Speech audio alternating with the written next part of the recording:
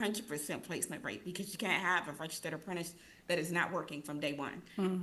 Those are two things. And then I'd say the last piece is making sure that you celebrate milestones for people along the way. And this may seem really small, but the first time we graduated a cohort back in 2016 under Dr. MJ, we graduated a cohort. I actually had them, I ordered cap and gowns, because I realized, although I had a doctorate degree and I had graduated 3 times from college and I had graduated from high school, and I think my elementary school and preschool even had us doing graduations, that there were many people who never got to walk across the stage. And this was monumental for them. This was something that when they did it, it was something that changed the trajectory of their life, because many of them not only walked away with that proud moment, but walked away like, what's next? And what next is, after you finish their training, I can show you how to own this company now. And those are pieces that have worked well with us, for us. And let me just add this too. One of the things that we implemented too is a GED program. Because before you get into an apprenticeship program, or a lot of these employer programs as well, is that you have to take some type of aptitude test, right? And so we offer GDE tests, or maybe if you already have your high school diploma, but maybe you haven't been in school for a long time. Yeah, maybe if you haven't been to school for a long time and you want to refresh your skills, so we have implemented that as well. Okay. So, thank you for that. And you guys really just took my last question. My next question, because really, I wanted to really dive into it. And I don't know if you guys want to talk about it a little more, but building connections between organizations is key to our success. I always say at Power 52 is through our partnerships that we thrive, period. We offer so many different services and credentials, but if not for our wraparound services, to lean in what Dr. Jordan was saying, in case management, and I don't call it case management because nobody that comes to us is a case, okay? We say career development. We say success development. So everything that we do, we're talking in a positive light. We don't have no cases, even though people in this industry like to say it, okay? But I wanted to, go into, our partnerships. But do you think, would you want to add any more to that? Partnerships, it's key because we are in workforce development, so we're going to have to find different partners in order to make our trainees or, who we are training employable. That's the whole goal. Who wants to go through a training program and not get employment? Raise your hand. Nobody. And then you want them to come out shining. We want them to give them the best. So we always do like little motivational things. We even do exercise in the morning, and they be like, why we gotta be stretching and this and that. But it's just little things like that, right? And so in our organization as well is that we want to give them and show them opportunities, right? Because a lot of times they don't see opportunities. If you only live in 4 blocks and all you see is, excuse my expression, hell and chaos, all of you know is hell and chaos. Until somebody shows you something different, then you get a vision, and then you create opportunities, and then that can help bring success. So partnerships, especially partnerships with people who, in organizations that look like them, they say, oh, I can do this too, and also mentorship. Let them not be afraid of talking to, someone else. And like Dr. Masika and Sharif said, is that success management, because we have people that come to us with trauma, right? So sometimes you got to deal with some of the trauma and some of the other social issues before you can even get to what it is they need to be doing, because their minds are starting to, study going, about other things. And patience. You got to be patient. So that's, I'm gonna just leave it at that, because y'all can see all three of us are passionate, and we not playing. We come do the work. You know. Listen, let me tell you something. I like to say I have about 500 babies. But they look at us like their parents. I don't care how old they are. I'm mama bed to 56, whatever. You really. But and just to lean on into what you were saying is that although you are doing these services, it's through your partnerships that you can bring on. So we do financial literacy, because one thing that we found out, and this is way back in the day, when we were giving checks, they were going to the check cashing place. Okay, so the little stipend that they would get, they were going to the check cashing place and getting a percentage of that taken. And so we had to break that. And so we make sure that they are, they have all the skill set. We bring in someone. When I say I might have to bring Dr. Jordan in to talk to entrepreneurship, because it's like we already do that, but she is so passionate. And when you have someone just so passionate like that, it resonates. One thing that we just implemented in our training is social capital building. Now, how many people know what that is? See, so we're here in the room and y'all are saying, what is social capital building? And so, and I'm just going to tell you briefly and then I'm going to hand it over to Dr. Jordan. But basically, it's that, working with your sphere of influence. So, people come through life and you touch different people in your life.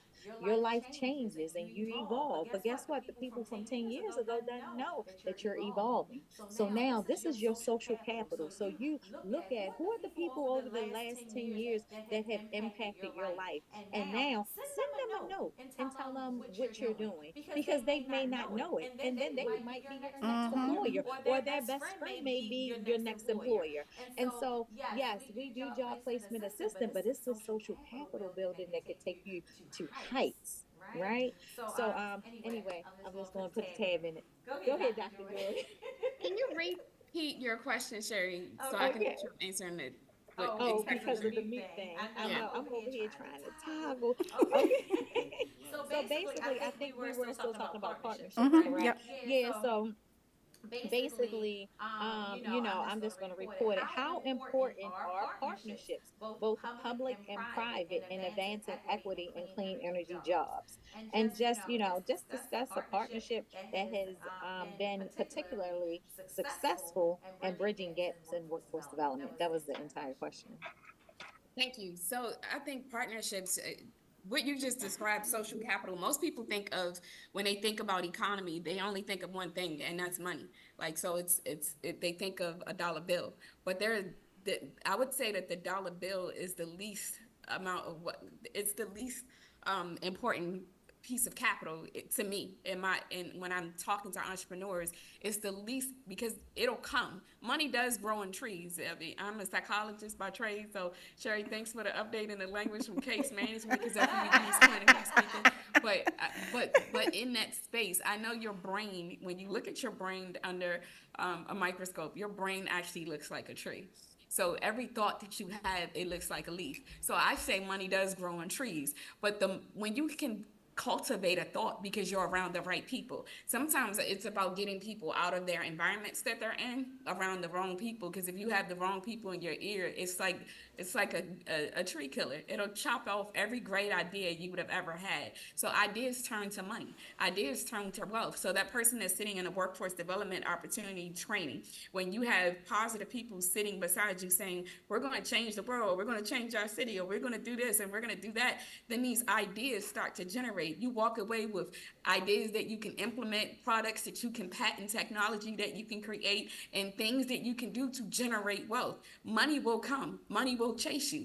But when you're hanging around people that are toxic, you'll get the opposite of that. But such is the same for business outcomes. I'm talking about this first from an individual level because individuals matter to me. But from an organizational standpoint, every amount of success that any one of my businesses have created has not been a standalone, I'm on my own island movement. It has been, I do not want to be the jack of all trades. Let me be the master of what I'm supposed to be the master of. And let me partner with other people that are masters in what they master in. And when we do that, we open up not just the resources that my organization has, but the resources that your organization has, Sherry, the resources that Kimberly organization has, the resources that Maryland Clean Energy Center has, the resources that whatever that institution looks like. And just to name some of the partners we have, we partner with universities across the country because we serve people across the country. So universities are helpful for us. They have resources that we haven't had to tap into because we can just pull from theirs.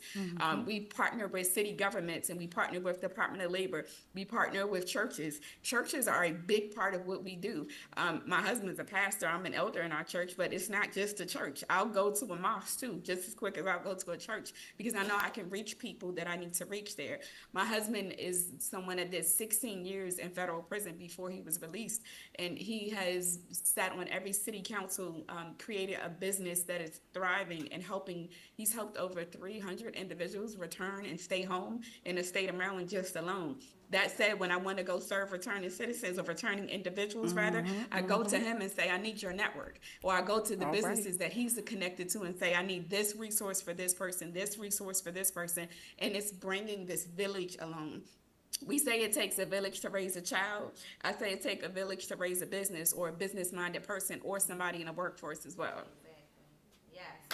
All right, that was church. Dr. Masika, that was church. Yes. Oh my goodness, we're over here clapping and come through with the church. Yeah. Because we do. It's so funny. Why wouldn't we? Partner with the churches. People want to reference that there are liquor stores on every corner, but there are churches on every Yep. corner too, and those churches are serving people, and so that's just low hanging fruit right there. So I definitely love that. So let's go into integrating inclusivity. Inclusivity can sometimes become a buzzword. How can organizations ensure that inclusivity is not just a checkbox, but a core principle in their clean energy initiatives? What practices have you found most effective in integrating diverse voices and perspectives into your work? And I know this is easy for us, but like somebody needs to hear this. So, Dr. Jordan, you want to take it away? Sure.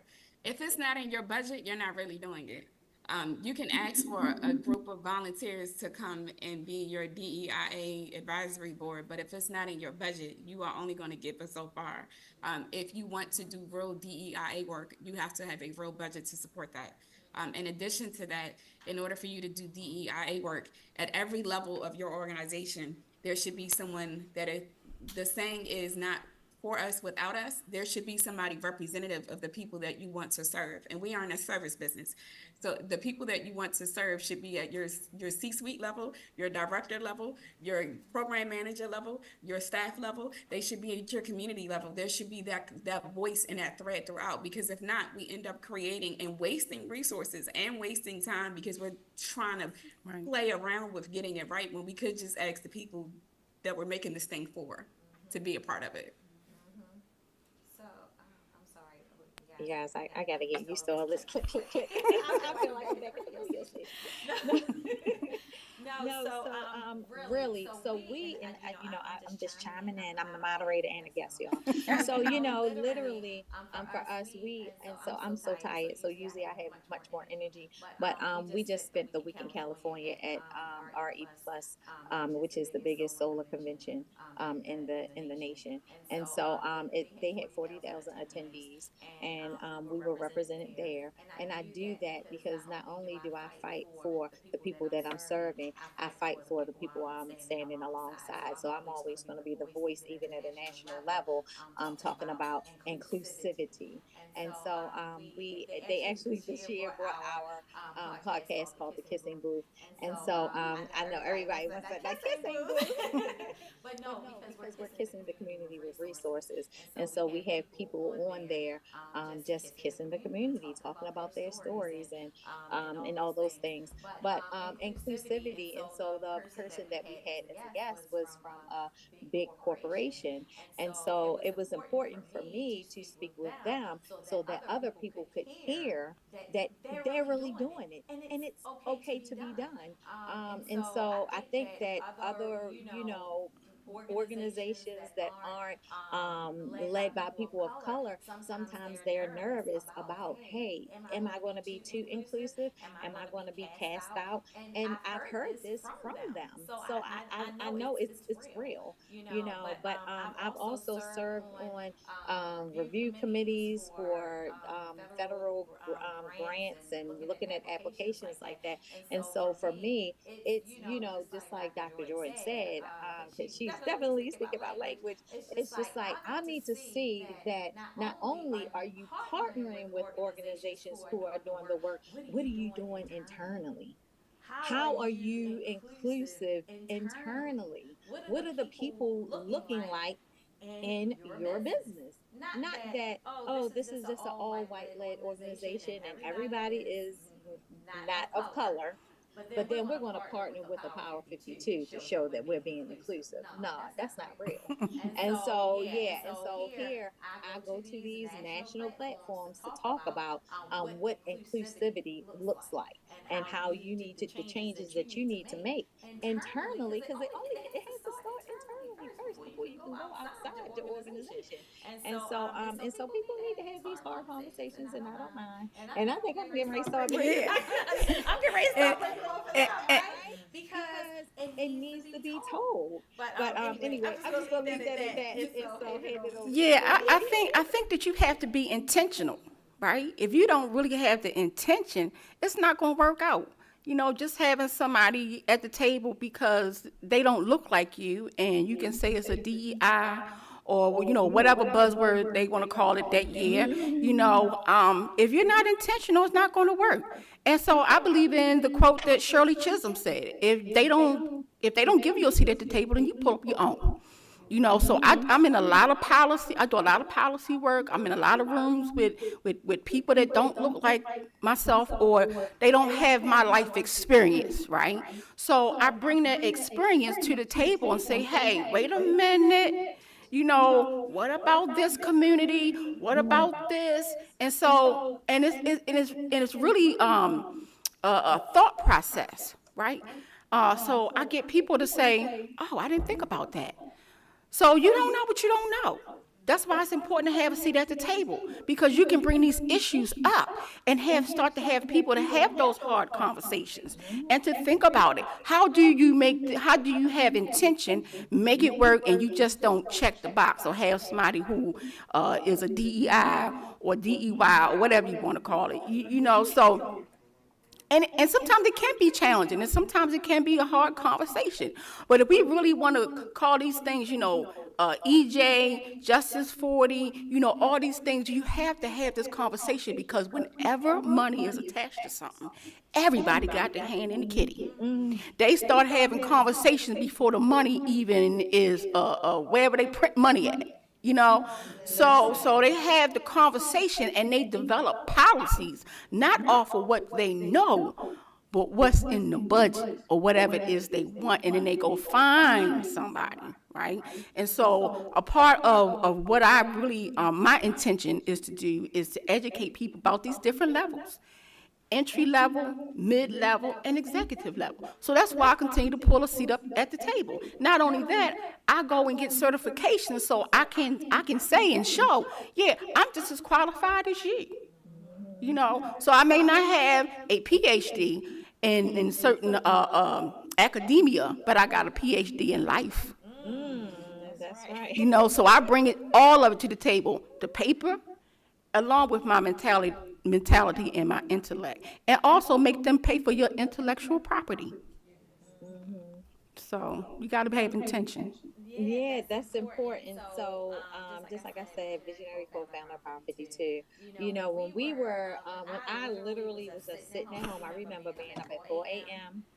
trying to say, what do I want to do? I know I have to do something and be impactful. And I always say, I never, ever, ever. I knew I was not going to train up a whole front line of laborers. Yeah, we're not doing that. And so it was important for me that, hey, I know I want to change what this industry looks like, but they will not just be on the front lines. And so that's why, Power 52 is the first clean energy private career school in the state of Maryland. We were one of two organizations to ever receive approval from the Maryland Higher Education Commission to own and operate a private career school. The first one, the governor brought in, so they kind of just got walked in, right? But I literally had to do the work. I mean, literally, the package showed up and said, "You have to be a private career school," and the application looked like this. And literally, I'm not a cry. The tear rolled down my eye because I just said, "Wait a minute! I just want to help some people. I just want to diversify this industry. I didn't know all of this, but see, the Lord has his way, and I'm not even going to take y'all to church, but of saying, no, but this is how you're going to have the impact. So it was important that I be able to say some of these things, especially with starting so early on. It was important that our organization was a private career school, that we did not just OSHA 10, but OSHA 30, first aid, CPR, AED, that we're accredited by the National Center for Construction Education and Research. And not only that, we wrote the new curriculum for solar that's going to be used across the nation. See what I'm saying? But because we're doing that work, and my team's here right now, we're tired, y'all. We got in about midnight last night, and then they were up here early in the morning. But it's worth it, so that when our graduates go, they can say, "Hey, I'm from Power 52 Energy Institute, a graduate of, where our certificate of completion articulates in the college credits with various colleges and universities. Yes, it's an accredited program." So somebody, when we first started, back when when I was trying to figure out what we're doing, somebody said, "Oh, are you just another training program?" I heard you say that. And I said, "Oh, hell no, I ain't never been usual." So I knew that I had to do something to make all the people that was, number one, that don't know us from a can of paint, that were trusting us with their time. Hey, they've already had hard times. So now we're going to take 16 weeks of their time and not give them a boatload of credentials. Not on my watch, right? And so even with that, Power 50 Power pathways, and so that's, they can come back and get additional credentials. But I just hate to say that, because y'all are saying some good stuff here. So let's talk about building a pipeline. So creating a sustainable talent pipeline is key. So I'm segueing into that. It's key to long-term success. How can we how can we create stronger pipelines from education to employment for individuals from marginalized communities? What role do schools, vocational training programs, and community organization play in this process? So I'll hand it over to you, Dr. Jordan. I would say there's a has to be, and it kind of piggybacks off your last question about the partnerships. There has to be a strategic alliance from where the people are and where you want them, where in feeding that funnel to training and workforce development. Otherwise, they won't even know you exist. So one of the partnerships that we have is with Maryland School Counselors Association. I do a lot of work with their second vice president and their former past vice president. And so we're able to go into LEI schools that were usually underserved in the state of Maryland, and say, I want that pipeline. If they're going to college, let's get them credentials so they can make money while they're in college and not be under student debt as well. But if they're not going to college, we definitely want you to send them our way, because we have a pathway for the training as well as getting them into ownership if they choose to go that next level. That's one way, is through school systems. The second way is when kids are not in school, or youth or adults are not in school. Sometimes they're right inside of prisons. We have our training and curriculum sitting inside of the jail walls. So before they even come home, they're getting trained on some of the curriculum that we have. When they come home, we're part of their transition plan. Why? Because we don't want them to go back. If you come home from a prison and you don't have workforce development in place, you are more likely to go back than even if you had SMI or severe mental illnesses, to spell out the word. You're more likely as an indicator to go back into prison when your economic situation looks fun. So if we can get you strong workforce development resources, we can help you stay home. So we have partnerships with places like Triumphant Transition Solutions. We have partnerships with and relationships inside of the jail walls so that we can pull that pipeline. That pipeline is just as talented as the pipeline that is at home, because if you could run a block and you can stay home for so many years running a block, and you've run a multi-level enterprise running a block, then you can run a business. We just got to get you a different product to sell. Then There you and go. That part. the other pipeline that we work with is, we, again, not to reiterate or to beat a dead horse, but we partner with faith-based organizations because we can go after masses. We go inside of the churches, meet up with the pastors. There's a program called Act Now Baltimore. When we got funding to do 9 electric vehicle charging stations that will be owned by 9 different churches in the state of Maryland. And so that is creating a talent pipeline as well, but also creating economic pathways for these churches to not just sustain on tithes and offerings, because that's not a sustainable model in most places nowadays. So we're creating jobs, training, et cetera, by going after places where people are actually existing. Exactly. Oh my goodness, she said a lot, and I stand 10 toes down with it all. We definitely, if you're not going behind the ball, you don't even have to be training, but you at least have to be recruiting. You have to plant the seed, so that they know what to do to get ready for when they come out. And I always say, once that door slams and you're on the other side, you too late. Period. Yep. So definitely that's a strong pipeline. But go ahead, I'm gonna let you. Yeah, it goes back to partnerships. You know, we have a partnership with IBEW, which is an electrical union, right? And we do site visits. So we take our students to the actual site and have the instructors talk to them about, what they can use and do in the offshore wind industry. Or maybe if they don't even want to go in the offshore wind industry. Everybody need an electrician. I just had my whole kitchen redone, right? And so I had to have an electrician or plumber. They had to take different days to do certain things. My plumber, because he like me, he gives me a good deal, but he not cheap, So it's just those kind of things that give them something to think about. So one situation that we had, we did a site visit and at IBEW, and they had a class. So, the instructor, he was like, come on in, right? He was like, come on in, and showing him how to put the wires together and everything. And now he has been accepted. He's going to be in one of the next classes. So it's just showing them and giving them a vision, right? And then I think he may be like 23 or something like that. No, he may be like 25, 27, something like that. But he could start out making like 20-some to 30-some dollars an hour, right? I don't know about y'all, but when I was 25, I don't think I was making, that kind of money, right? And when you get those kind of skills, they last a lifetime. Do you know that one of the main things that a lot of employers, they can't find good workers, or they can't find workers to stay in a lot of these trades. And when they started taking trades out of schools, now we have a deficit of people that don't know how to use their hands. I do, because my daddy taught me, so I know how to do certain things.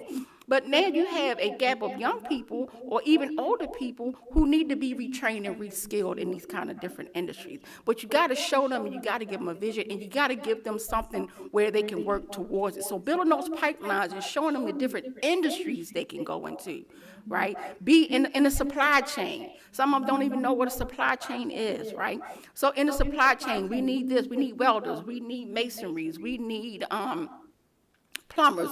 We need in the offshore wind, they need maritime, so they need captains to drive boats, things of that nature. So just giving them a vision. And so we have all these different partners, and they come in and talk to our classes and let them know what it is that they can get into. One of them is a deck mate, right? Where you start off just like on the deck, but you can work your way up. So we always tell them too, it's not where you start, it's where you finish. And then if you want to keep going, then you keep going. And nobody's going to stop you but you. So you got to give some hope into them and teach them and just give them a vision and show them things. And actually bring people from the industry to talk to them and building those pipelines so that they actually see that these things can really happen and they are tangible. You can actually put your hand on it. And when you can put your hand on a nice check, that feels really good to me, right? That check that can that can help you buy a house, it can help you buy a car, it can help you do a lot of things. But you have to change your mind frame as well. Because whatever got you in the situation that you were in, right, it can keep you in that situation. Nobody is going to change it but you. So, and building those partnerships is key, and actually having people to come out and talk to them so they can see the vision and not just hear the vision. Right. And then also, I just want to add, community outreach, so it's just not targeting the individuals that you want to train. So I like to say Power 52 does training, but then education. Because guess what? I'm educating the grandmamas that got the grandsons and the sons on the couch. I'm educating them about renewable energy and their role in the environment and how to get involved. So it's so many ways that they can get involved, and it just works as a great recruiting tool. Just being out there. I like to say we beat the pavements. Period. We out there in the We streets. be we be in them streets. We in the streets. We in the streets. In a good way. Yeah. But when you are out there in the streets, you become relatable. You're looking like the aunts and the grandmothers and the mothers or whatever. And so, I'm not even going to go into creating trust, because Yeah, that's that's a mega, big thing. right? Yeah, that's mega.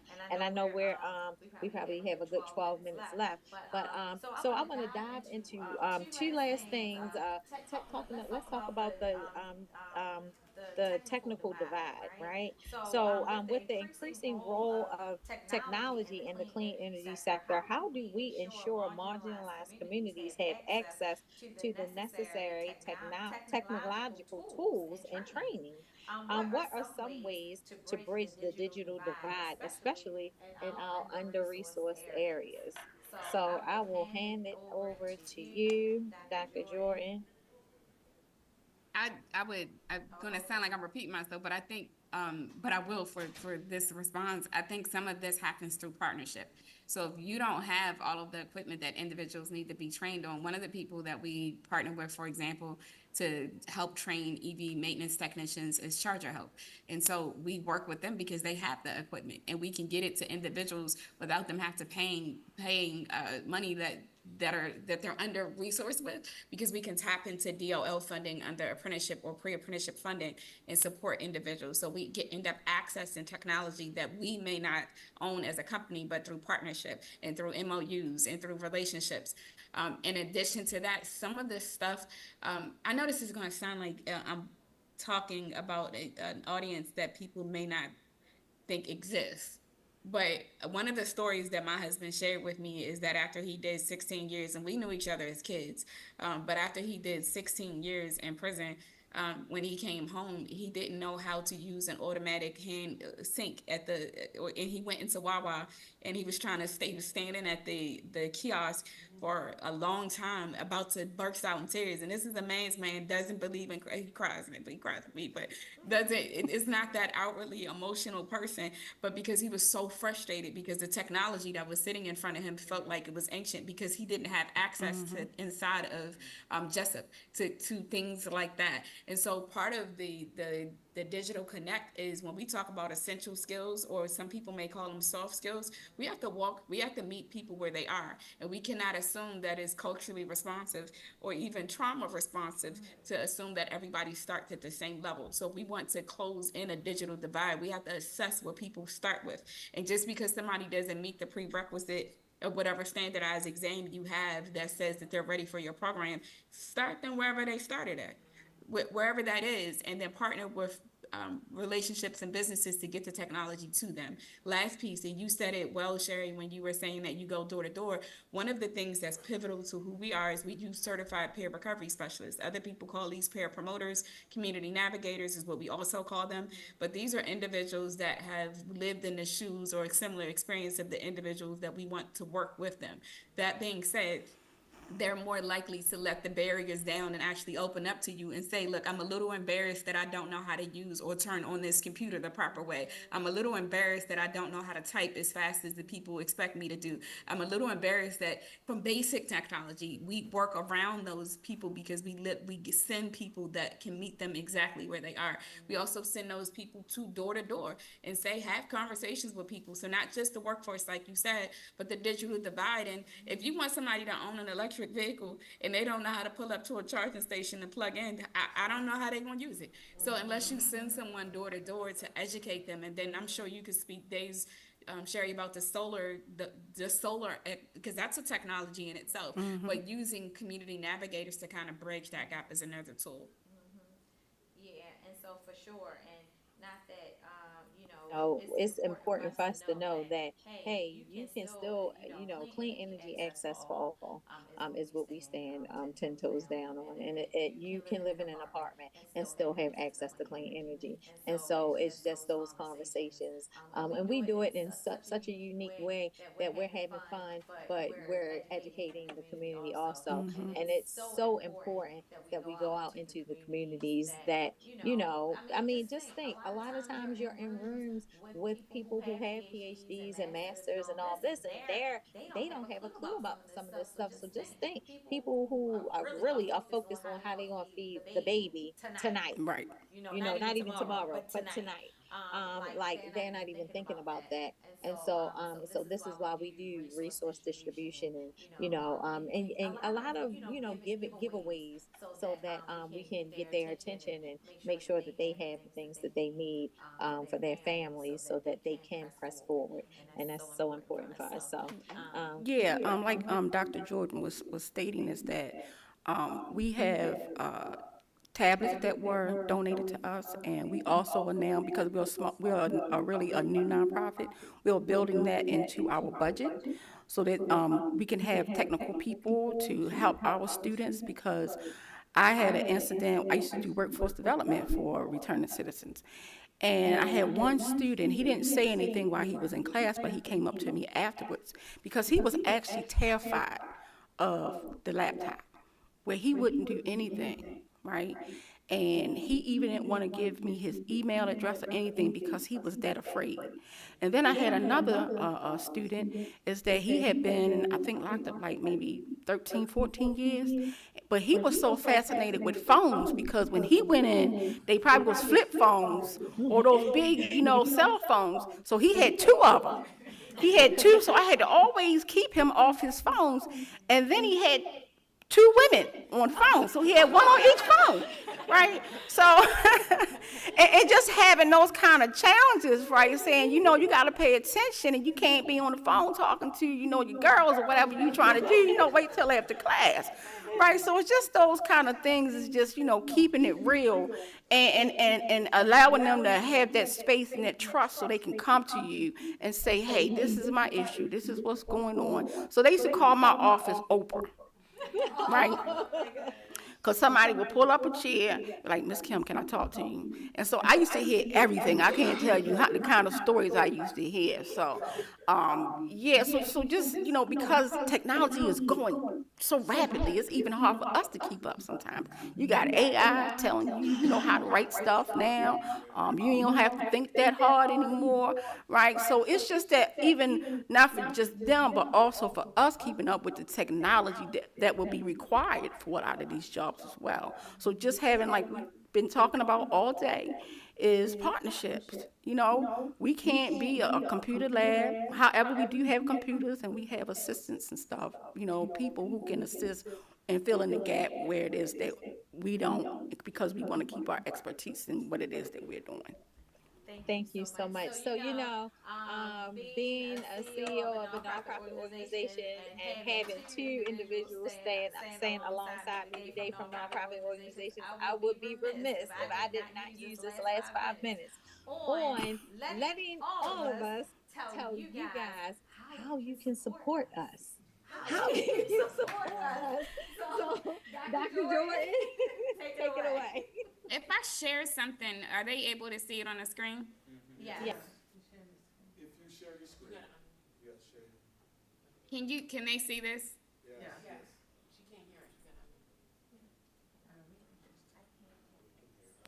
Yes. Okay, if you just stay in touch with us, the community, the one to your right, where it says Community for Inclusive Clean Energy for Those Underserved, ICU, we send out constant newsletter, like information newsletters, and we will tell you specific needs. Sometimes we're looking for people to support some of the individuals that are returning home with some of their, we do pitch competition, we do a lot of things. We keep the community together through ICU. So you can scan there. And if you have someone that needs support with workforce development, if you would scan here, because that's the way you can help us, is by reaching other employer partners and making sure that people know that we exist and the services are here. Kimberly? Yes, you can go to our website, www.greenjusticeworkers.org, and there's also a QR code on there that you can scan. Our second cohort for our offshore wind safety training program is going to be starting at the end of this month. And if you know anyone that's 25 or older that lives in Baltimore City, we are recruiting for new trainees and new students at this moment. And also downstairs, I have some flyers and some business cards. Yes, thank you. So, how can you support Power 52? Definitely shop our swag. We open up every class with power principles. So we have empowerment tees, things like remain humble, and just swag stuff is cool, but it has empowerment messages on there. Definitely donate power52.org donate. Guess what? Something so easy. Everyone's on their phones. Follow us on social media and share and like. That right there is huge. Also, the last thing is we are also recruiting. October 14th, tell a friend. We have a booth downstairs. Stop by for more information. But this has been amazing. I hope that it was everything that you guys thought it would be. So thank you to all of our panelists for sharing such valuable insights today. It's clear that addressing equity in the clean energy workforce is not just about providing jobs, it's about creating lasting systemic change. We hope today's discussion has inspired everyone to take action in their own spheres to ensure a more equitable and sustainable future. Thank you.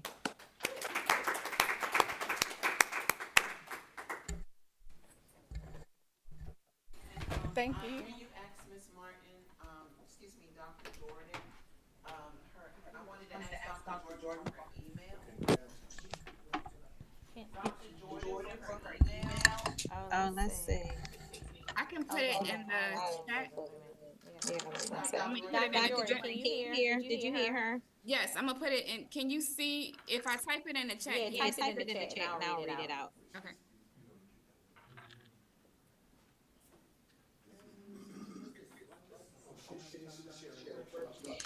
It is M as in Mary, Jordan, Jordan,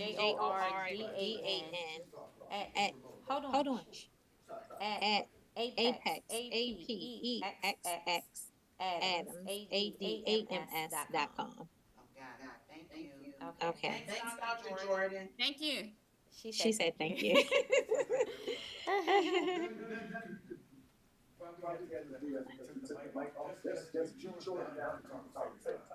Okay. Okay. Okay.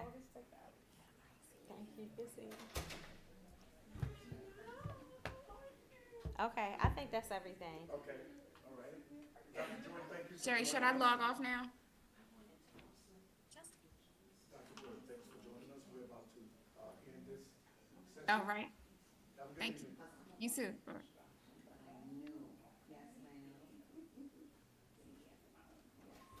It worked out.